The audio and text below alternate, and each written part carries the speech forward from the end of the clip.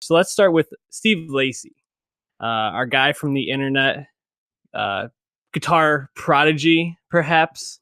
Hmm. A lot of potential in this young man, and he's dropped some solo demos. He's helped out. He was most recently featured on the Vampire Weekend album. It's a pretty good effect. I think people really liked the song Sunflower that he had a heavy influence on. This solo project, this debut album, Apollo 21. Ooh, Dave, give me one word to describe it. Yeah, well, let's not forget. You didn't mention he was on part of the internet, right? Did you say that? Oh, I did, Dave. Oh, okay, good. Because like he kind of is important for that because when he It's huge. joins the internet is when they get Grammy attention. Yeah.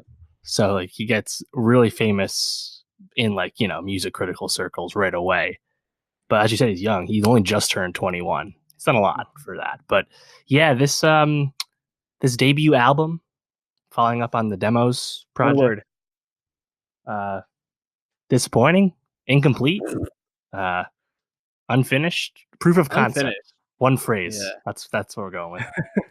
Unfinished, I think, fits right because it sounds like there's some good stuff in here, but a lot of ideas that just are kind of mishmashed around, not really fully developed. And this thing I feel like could have been so much better, but Lacy, it felt like got a little muddled down in terms of either not knowing what he wanted to say or not really having exactly what he wanted to say. And I think probably out of everything, the lyrics on this are what are most underwhelming. Hmm. Yeah. I mean, there's some moments here when you're like, oh, Steve Lacy, bisexual. How about that? Mm-hmm.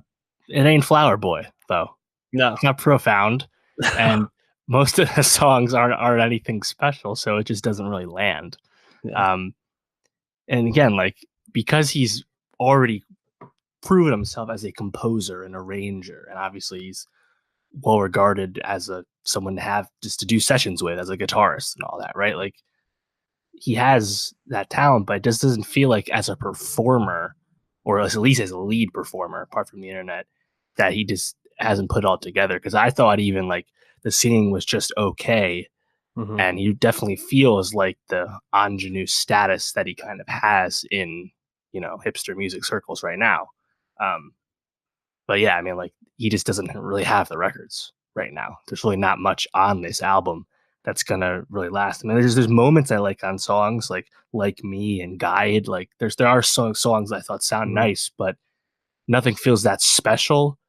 And when you already have this kind of gravitas around your career at such a young age, it just makes it even more underwhelming when nothing really bubbles to the top on your debut album. That's kind of sucks. Obviously, he'll be back, but I mean, did you have any songs that you liked that stood out to you at least a little bit? None that I'm really going to remember. A lot of times we think about what stands out so we can put it on our playlist, Nowstalgia Best of 2019 on Spotify. And there wasn't one that I felt was worthy of it.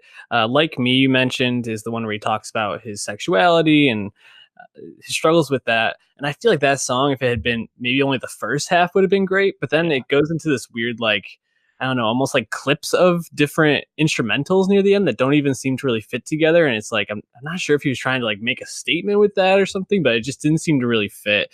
Overall, this is pretty forgettable and a bit disappointing. We were kind of hyped for the Steve Lacy album, and I think he needs a little bit more refining before he drops album number 2. For sure. And I'm sure we'll get another internet project before then, so maybe that will help him start to find a little bit more of his solo voice as well.